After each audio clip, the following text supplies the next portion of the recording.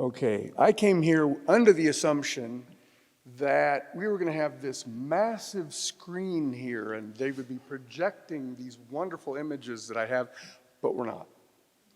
So I'm going to have to ask you to use your imagination today, all right? And so I don't have a lot of visuals, but just a couple, and so I will ask you to use your imagination at various times during my Omega lecture. Tell me those aren't three hard people to follow, first of all. I'm grateful for the 30 plus years of teaching Spanish at Anderson College and Anderson University. Believe it or not, 2.5 as an adjunct in the mid-1980s, and then 28 as a full-time faculty member since 1998. I also count it a privilege to have taught 8 years at Manchester University, 1 year at Goshen College, and 2 years as a teaching assistant at Ball State. I'm honored to share this stage with colleagues who I value and who have shared this journey with me. I've known Rebecca Baker, since she was a student at AU, and I celebrate her, and I celebrate also the blessing of knowing your parents, and particularly your dad, who was our bursar here for many years. I praise the Lord, actually, for Dr. J. Lee Rogers and the great years that I've had here working with her, and certainly Dr. Jim, I'll call you Dr. Jim Dean Natatorium Scott, has been such a blessing in my life and the life of my family, him having helped my oldest son get recertified a couple of times for lifeguarding. So Jim, thank you for that and for the many wonderful ways you have served this campus. All right, now is when I have to ask you to use your imagination. Okay, imagine this painting is 12 feet high. Okay, this is Diego Velázquez, Christ Crucified. Got it?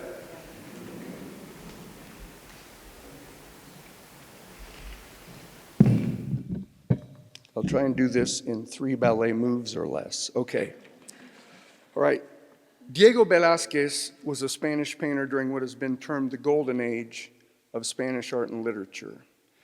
This is Diego. What I just showed you is his work, Christ Crucified. He painted this work after a 2-year study of Renaissance masters in Italy. This painting was completed in 1632.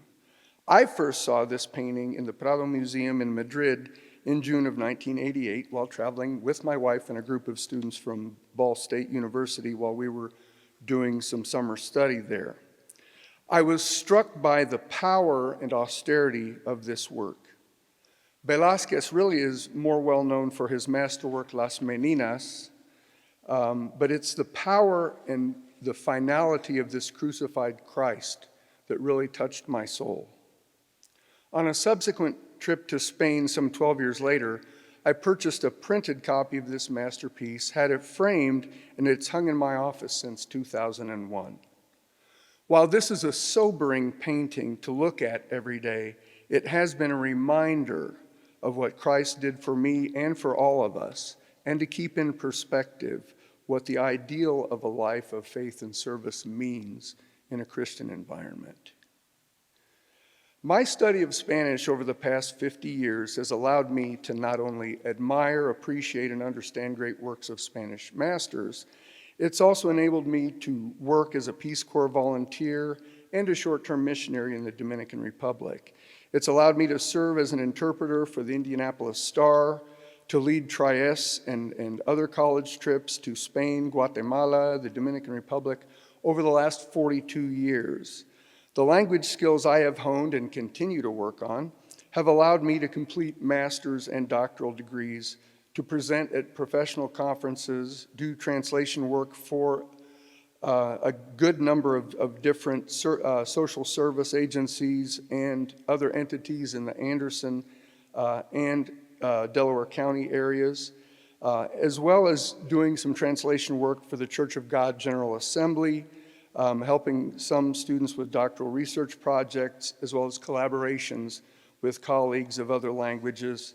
and translating many documents for various departments on the AU campus, as well as documents for a multitude of immigrant families in and around Madison and Delaware counties. More than this, the gift of language has permitted me to teach what my mentor and predecessor, Dr. Sid Guillen, called the language of heaven. This gift has enabled me to be a better host to the stranger and to be a better stranger in other lands. Knowing another language and other cultures has allowed me to see and understand the world in many new ways and from the shoes of people very different than myself. Knowing, studying, and teaching Spanish has allowed me to share this discipline and this gift with generations of students at 4 different institutions over the course of 5 decades, if you can believe that. Today, my language majors, our language majors, all of our language majors, Carrie Clay, where are you? Your language majors, okay, are physicians and lawyers, pastors, missionaries, teachers, school administrators, psychologists, social workers, police officers, FBI agents, global business people, historians, government workers, nurses, translators, interpreters, community leaders, volunteers, and parents. My role was to give them skills to be human bridges in a multicultural world, to be good hosts and good guests, to see the humanity in others and to see Christ in others. My life's calling was to show them that the discipline of language study was to learn to speak, listen, read, and write in Spanish, but also to appreciate the cultures of 21 Spanish-speaking nations and cultures, and to see the world through those eyes and lenses. My greatest joy was seeing students succeed, to see them grow in their fluency and cross-cultural skills, to see them find some aspect of the literature, art, and culture about which they became passionate. It was also in them applying their skills and passion in meaningful ways in their communities. In my time at AU, the Department of Modern Languages and Modern Foreign Languages had several noteworthy accomplishments, more than a few. We created a study abroad orientation program which prepared students for the academic, cultural, and emotional challenges of study in another country. We helped them process the experience while abroad and to assess their linguistic skills, cultural knowledge, and writing skills upon their return. We created a curriculum that became the Modern Language 3500 course, and certainly Carrie Clay was part of that as well. For AU faculty and fellow students, one of the highlights of this course was the post-study abroad presentation that students were required to give. This was not just a show and tell, but required a significant amount of analysis of academic and spiritual growth, cultural learning, and personal growth. The Modern Language 3500 course curriculum was actually presented at several professional conferences and was later adopted by a number of our sister universities. Parallel with the study abroad process that we developed, we also developed a holistic language majors assessment process that aligned with the ACTFL standards. And I know Carrie Clay's probably saying, please don't remind me. She spent so much time working with that. These are the national standards for language learning that are the gold standard for proficiency and achievement in speaking, writing, listening comprehension, and cultural competence. These were implemented shortly after I arrived at AU in 1998. In fact, I went to Northwestern University in Evanston, Illinois for training and certification in the oral proficiency interview. This is a speaking assessment technique used by the US State Department, the military, and the CIA. So I would joke with students, they would see I'm wearing hearing aids, swam in that assessed pool with me for many years as she was the person in charge of our overall liberal arts assessment at AU. Again, just to mention a few of the accomplishments that have occurred over my last 28 years. We also faced other challenges and opportunities in creating and evolving our language program to meet student needs. Because of globalization, our world has grown smaller. Because of immigration, our world has become more diverse and transient. Knowledge of multiple languages and cultures is a must. This reality has only grown over my time at AU. When I came to AU, all Spanish, French, or German majors were required to do a semester or summer study abroad. This experience was challenging, a bit scary, but a life-changing experience for most students. Unfortunately, it was also often expensive and an additional burden on many families. Also, some students were married or had to work and had families, and time abroad was not an option for them. Knowing this, I used one of my sabbatical semesters to research what other Christian liberal arts colleges were doing to give their language majors an affordable intensive language and cultural experience. What I discovered was that sister schools like Azusa Pacific University and Point Loma Nazarene University offered intensive language and cultural experiences in their local communities to fulfill the study abroad requirement. Granted, Indiana is not Southern California, though it often gets confused with Bakerfield.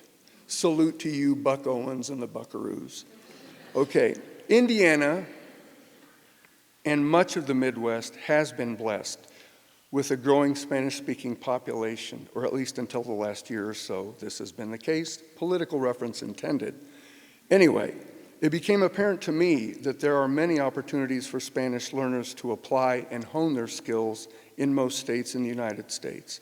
What I found was that through civic organizations, social service agencies, churches, schools, and businesses, there were many opportunities for our students to have meaningful cross-cultural experiences in which they could use Spanish, broaden their learning of language, and often serve in local communities.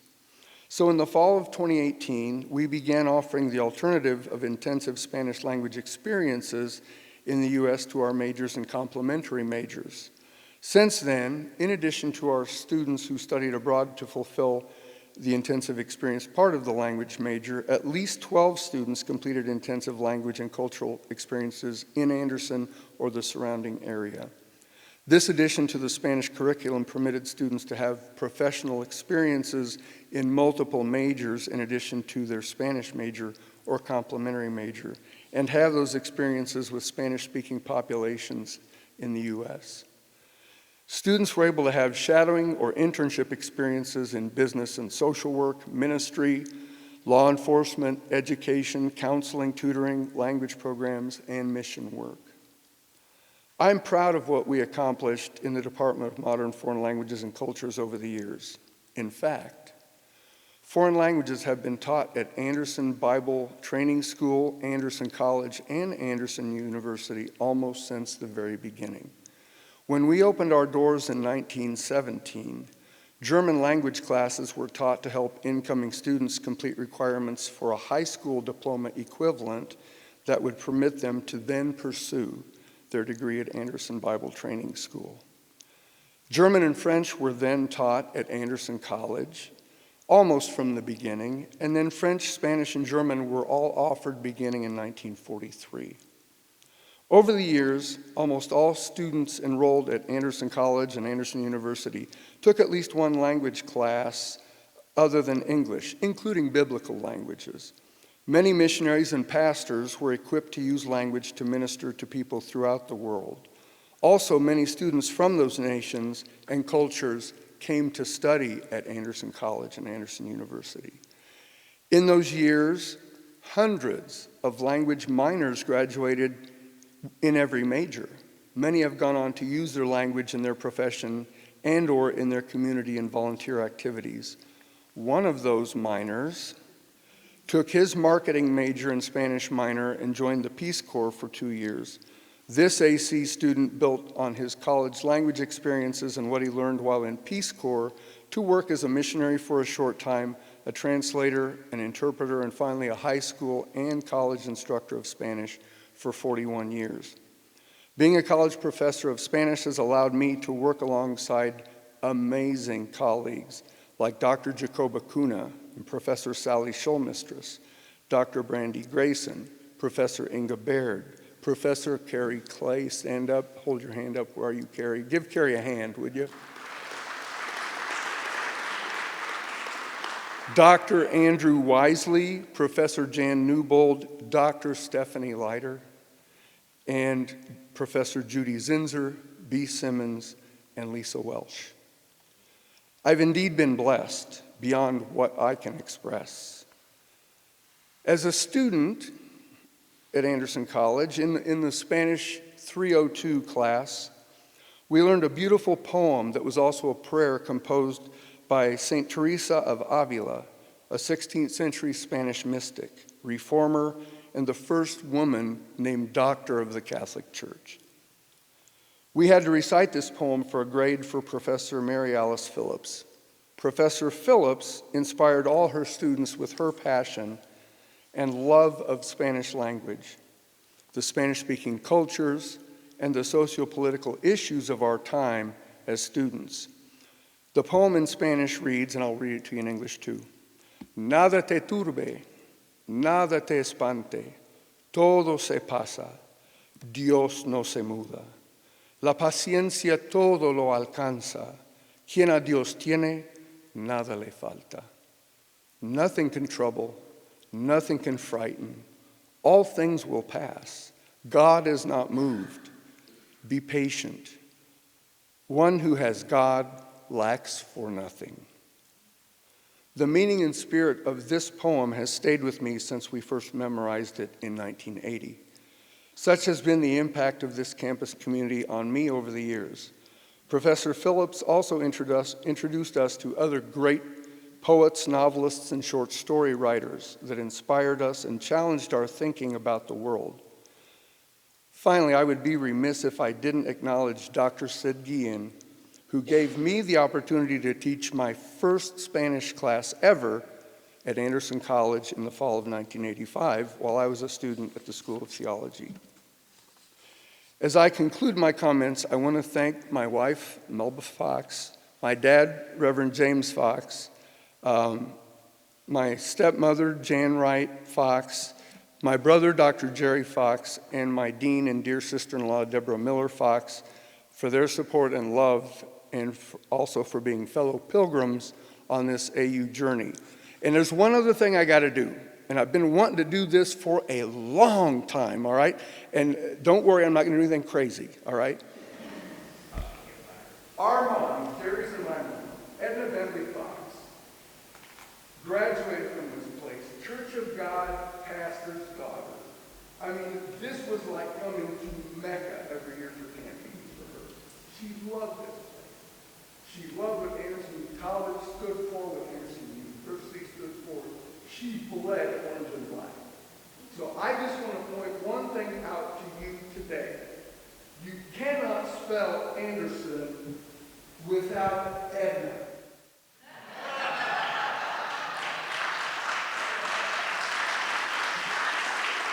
Thank you.